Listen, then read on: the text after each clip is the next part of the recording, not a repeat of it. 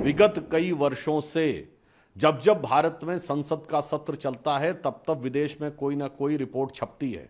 ये संदेह बहुत गहरा हो जाता है कि सीमा पार से विपक्ष के कुछ ऐसे तार जुड़े हुए हैं कि भारत के हर संसद सत्र के दौरान एक अव्यवस्था का वातावरण उत्पन्न किया जाए। ये वही लोग हैं जिन्होंने एक साल पहले कहा था एलआईसी डूब गया, इन्होंने कहा था एसबीआई डूब गया, इन्होंने कहा था एचएएल हिंदुस्तान एरोनॉटिक्स डूब गया। हमेशा कांग्रेस विदेशी कंपनियों के साथ क्यों खड़ी रहती है? आज से नहीं, 30-40 साल पहले से। विदेश के संस्थानों से यह कौन सा याराना है कि भारत के आर्थिक संस्थान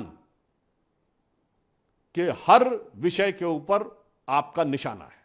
पता था कि संसद सत्र के दौरान ही वो रिपोर्ट आनी थी, और यह मैं इसलिए देश के प्रबुद्ध लोगों से कहना चाहता हूं, विगत कई वर्षों से जब जब भारत में संसद का सत्र चलता है तब तब विदेश में कोई ना कोई रिपोर्ट छपती है। याद करिए, बीबीसी की डॉक्यूमेंट्री संसद सत्र शुरू होने से ठीक पहले आई थी। जनवरी में हिंडनबर्ग की रिपोर्ट बजट सत्र शुरू होने से ठीक पहले आई थी।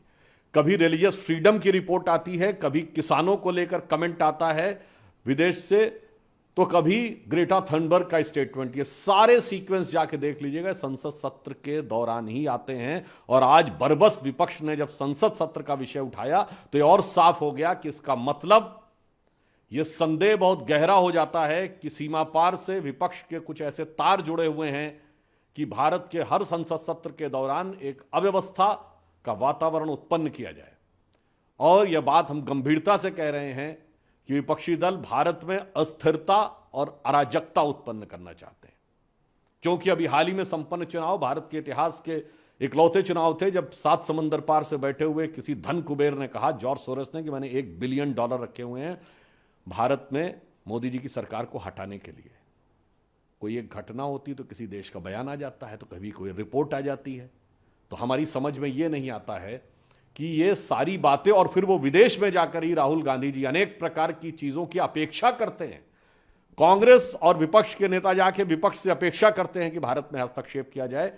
और मैं पुनः गंभीरता के साथ कहना चाहता हूं कि भारत के अंदर यह आर्थिक अराजकता उत्पन्न करना चाहते हैं भ्रम के द्वारा, चाहे विषय भारत सरकार की कंपनी का हो या कोई निजी कंपनी का हो। ये वही लोग हैं जिन्होंने एक साल पहले कहा था एलआईसी डूब गया, इन्होंने कहा था एसबीआई डूब गया, इन्होंने कहा था एचएएल हिंदुस्तान एरोनॉटिक्स डूब गया।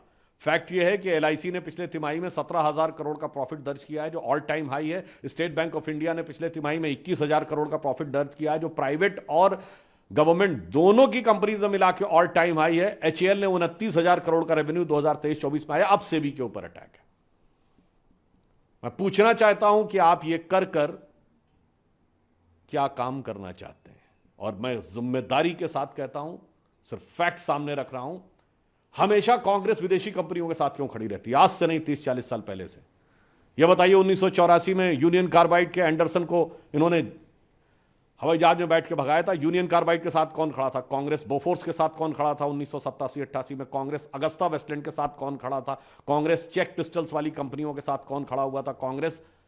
और बीबीसी के साथ कांग्रेस, हिंडनबर्ग के साथ कांग्रेस।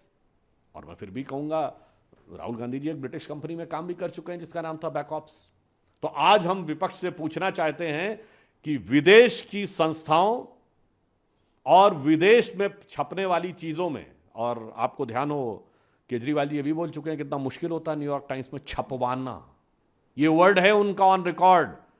तो मैं पूछना चाहता हूं एक लाइन में कि विदेश के संस्थानों से यह कौन सा याराना है कि भारत के आर्थिक संस्थान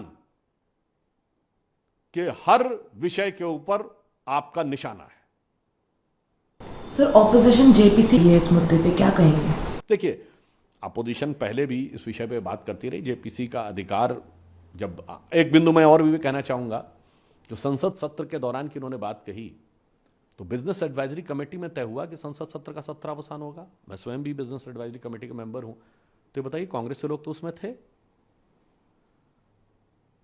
तो अब सत्र का अवसान सबसे विचार करके हुआ, उसके बाद इससे कनेक्शन, एक बात बहुत साफ हो जाती है कि उनको इस बात की तैयारी थी या आशा थी कि सत्र के दौरान यह रिपोर्ट आनी चाहिए। शायद वो लोग किसी कारणवश चूक गए होंगे। एक आखिरी सवाल सर, ऑपोजिशन कि सेंटर को पता था ये रिपोर्ट आने वाली है, इसीलिए सत्र जल्दी खत्म कर दिया गया। नहीं, मैंने तो आपको बता दिया, ये आज नहीं, पिछले 4-5 सालों में बीबीसी की डॉक्यूमेंट्री, 2023 में हिंडनबर्ग की रिपोर्ट, चाहे रिलीजियस फ्रीडम की रिपोर्ट हो, ग्रेटा थनबर्ग का बयान हो, किसानों के ऊपर बयान हो, ये सब के सब संसद सत्र के दौरान आए हैं। तो मैं पुनः कहना चाहता हूं कि विदेशी कंपनियों से कांग्रेस का रिश्ता पुराना है, इसलिए भारत के हर आर्थिक संस्थान पर लगाना निशाना है और इसके द्वारा किसको फायदा पहुंचाना है, यह भारत की प्रबुद्ध जनता को निश्चित रूप से समझ में आना है।